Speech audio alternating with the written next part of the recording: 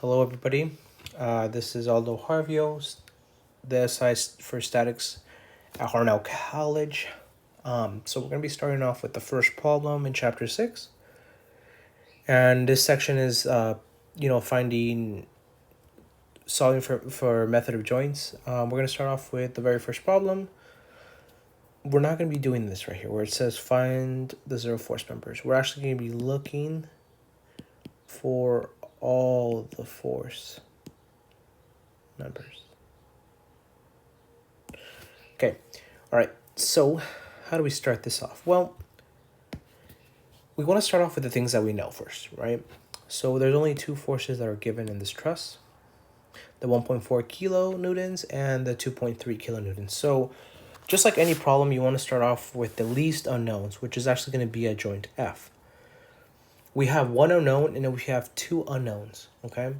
Now, remember, I do want to remind everybody that this is in equilibrium, hence statics, right? This is not going to move. It's always going to be equal to 0. So we're going to go ahead and start with joint F just because we can solve that because it has two unknowns, okay? So remember, one other thing I do want to point out is for these problems, you want to be sure you want to draw, specifically joints. You want to draw every free body diagram for every joint. It's very important because if you don't, you're going to get confused. Okay, so we'll go ahead and start with the first one where the given, the 2.3 kilonewtons. Then we have FD and we have EF. Okay, now it's not, we can draw the arrows or which way the forces are pointing anyway, just because we do know that the math at the end of the problem is going to tell us whether we drew it right or wrong. But there is sort of, a more logical way of drawing these. Like I said, this is an equilibrium, and right here, the FD is actually a Y force, and the 2.3 kilos is a Y force. So we know that the 2.3 kilos is actually pointing down. So in the truss, if we have stuff pointing down, we want it to be in equilibrium. What do we need? Stuff pointing up, right? Good. Now it's in equilibrium in the Y forces. Now the X, as you can tell, we only have one X force, the EF. So it doesn't really matter. I'm going to draw it this way. Now, one thing I want to point out is whenever we draw forces going into the joint, we're going to call this compression. When these forces are pointing out of the joint, they're in tension. That's important to know. Okay, so we're going to go ahead and solve the first joint. We're going to go ahead and do the Y forces. So force in the Y is equal to 0. And we have negative 2.3 kilonewtons plus the FD is equal to 0. So we know that FD is actually equal to 2.3 kilonewtons in which direction? In compression, right? Because it's pointing into the joint. Now we're going to go ahead and do in some force in the X. And E of F is negative, right? Because it's going left. Plus 0 is equal to 0. E of F is equal to 0. Now, there is a couple of videos in the class for me that kind of explain how E of F is a zero force member. But just real quick, so everybody knows, if you have only one force in one direction, then it's going to be 0 because we want it to be in equilibrium. So the obvious thing that we can say is this is 0 because it's in equilibrium. And this is actually a zero force member, which, like I said, if you watch the videos on Class for Me, it gives a better explanation on why. But we just know these are zero force members. So we're going to go ahead and move from joint F to joint E, right? So joint E, go ahead and draw it. We don't have to draw this E of F, but we're going to go ahead and just draw it for this joint. So if we remember, one other thing is if you draw the forces in a certain direction, they have to be the same everywhere else. So right here, E of F, I drew it in the tension, so I have to always draw E of F in the tension, right? So we have two more forces. We have ED and we have EC. Okay, so E of F, I drew it going to the right, so I'm going to draw ED going to the left in component form. Why? Well, because we know that If we have stuff going right, we definitely need stuff going left. So our arrows, our direction of the forces do help us to figure out which direction they're going. Okay, so I'm going to go ahead and start solving. We're going to go ahead and do sum of forces in the x is equal to 0. E of f is going positive minus, remember, ED is a component, and we just, it's a triangle right here. We have a 4, we have a 3, and this is obviously going to be our 3, 4, 5 triangle. Along the x-axis, or our x-force, it's always going to be 4 over 5, and our y is going to be 3 over 5. Okay. Okay, so right here we're going to do negative 4 over 5 ED, but guess what? ED is equal to 0. And sum of force in the y is equal to 0. We have our 3 over 5 ED, and that's actually going up, and then minus EC is equal to 0. And guess what? EC is also equal to 0. These are 0 force members. So it is very important to figure out these 0 force members, and they're very helpful when we get into more challenging problems. Okay. So now we're going to move on to joint D. Okay, so let's go ahead and do joint D. Remember, you always, no matter how easy the math might look, you always want to draw these free body diagrams. It's very important. Okay, so we have FD, and remember, FD is going to be in compression, right? Right here, yes. So that's FD, okay? And now I'm not going to go ahead and draw our ED just because we know that it's a 0 force member, which, you know, it would just be right there, but we know it's a 0, so I'm not going to include it. We have DB, and we have CD, okay? Now, remember what I told you, if we have stuff going down, we definitely need this to be in equilibrium. So we're going to go ahead and put BD pointing up. And CD, it's going to be another special case, which we can already see it's going to be a 0 force member. But we're going to go ahead and try to solve, okay? F of y is equal to negative FD plus BD. BD is equal to FD. So BD is actually equal to 2.3 kilonewtons in what? It's pointing in, so it's in compression. Good. Now our next one is F in the x direction, and we already know that CD is going to be a 0 force member. Okay? So now we're going to go ahead and move to joint C. There's 2 forces on there that are already 0 force members that we know. CD is a 0 force member, and EC. So we're just not going to draw those, okay?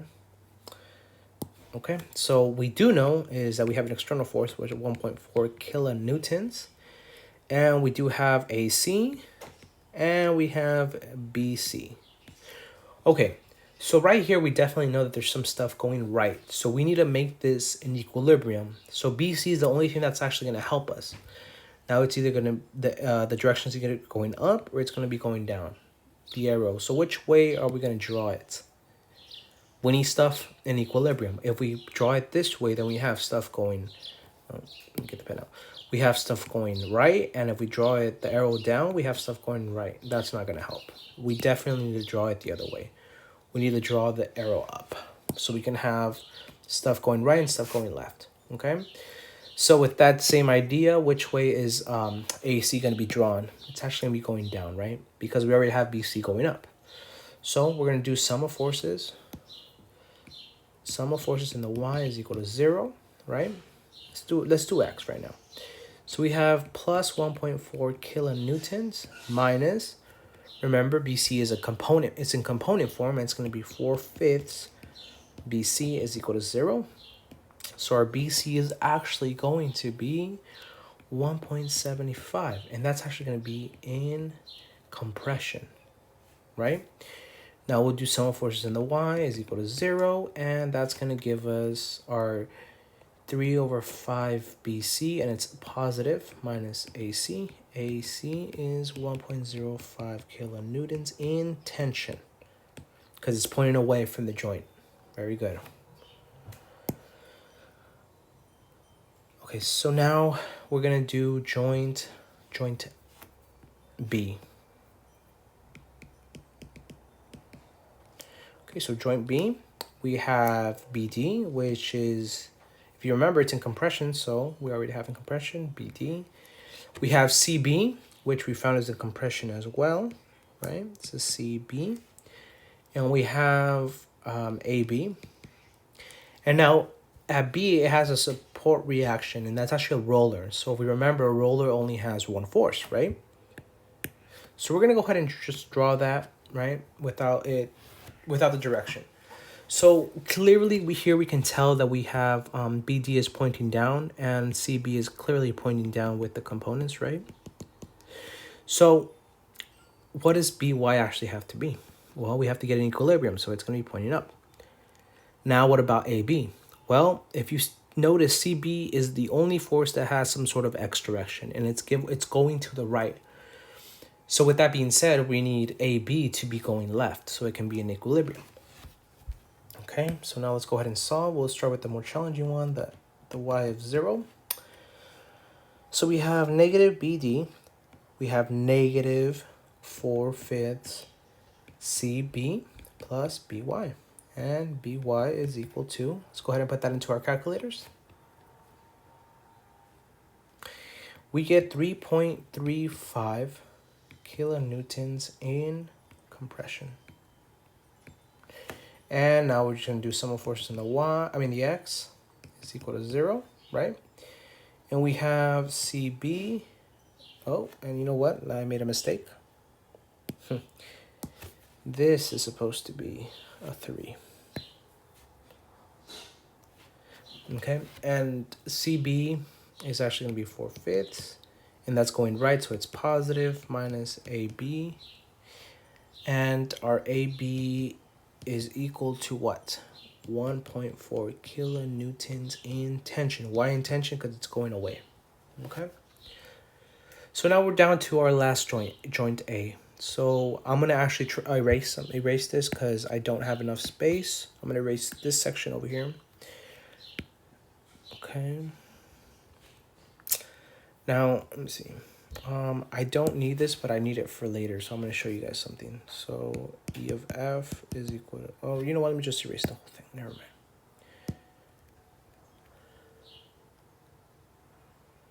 Okay, so now we're down to our last joint. It's actually going to be joint A, and as you can tell that we already have most of this information. Okay, joint A. We have AC, which was in tension, and we have AB, which was also in tension. AC and AB. And remember that this is a pin, and we need an X and a Y force. And so with the stuff that with the ideas that I've been telling you throughout the video, you should know already that we have to try to find these force directions for it to be in equilibrium. So we know that we're going to point these in the opposite directions, right? It's going to be our AY and our AX. So we'll do sum of forces in the Y. Sum of forces in the Y is equal to 0. So we have AC minus AY. AY is equal to AC. AY is equal to 1.05 kilonewtons in tension. And finally, we have sum of forces in the X is equal to 0. We have negative A of X plus A of B. A of X is equal to A of B, and our A of X is equal to 1.4 kilonewtons in tension. Cool. So there you have it. And that is how we actually find all the force members inside a truss.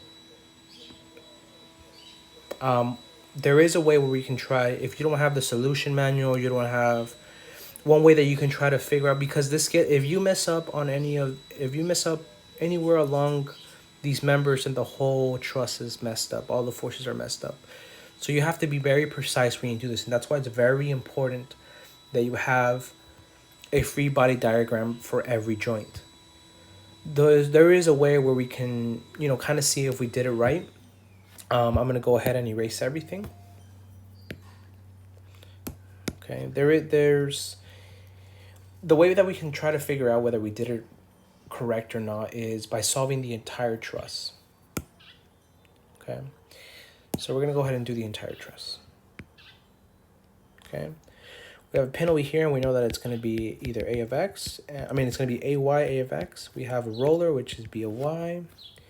And we have that 2.3 kilonewtons voicing down. And then we have that 1.4 kilonewtons. So I'm going to do some forces in the Y, the X, to solve this real quick. Because there's only two X forces. And I drew 1.4 kilonewtons to the right. And I also drew the A of X going right.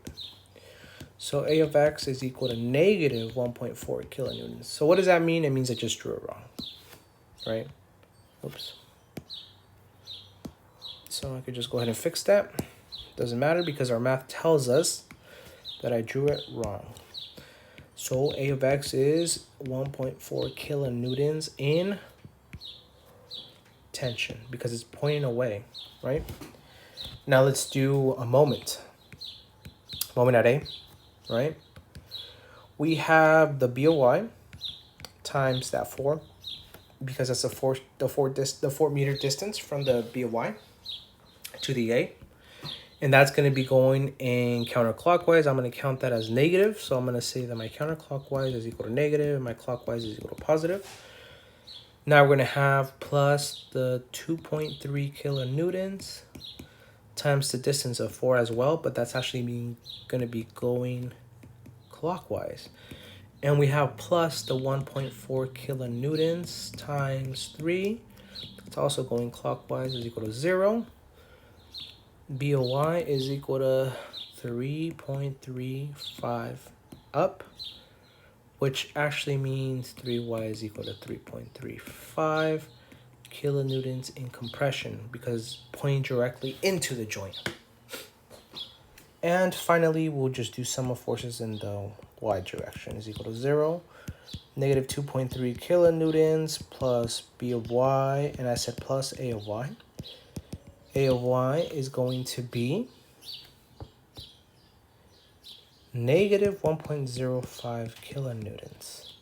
So that means what? I drew it again wrong. So we're going to go ahead and just erase this and let's just draw it in the direction that I'm supposed to. It's supposed to be pointing out. So what does that actually mean? It means A of Y is equal to 1.05 kilonewtons in the tension. Now, if you go back to the notes, we definitely saw that these were correct and we got it towards the end, right? So that means we solved all the forces and they're all right. So that's one way where you could try to figure it out, whether you did it right or wrong. One other thing I do want to point out before I end the video is remember that it's always important to state whether it is in compression or tension, and it's very important to draw free body diagrams. Like I said, on a more complicated truss, it's going to be very important to have those free body diagrams to look over them. Okay, so I hope this helps you guys out, and remember, try to do this again by yourselves. And thank you for watching this video.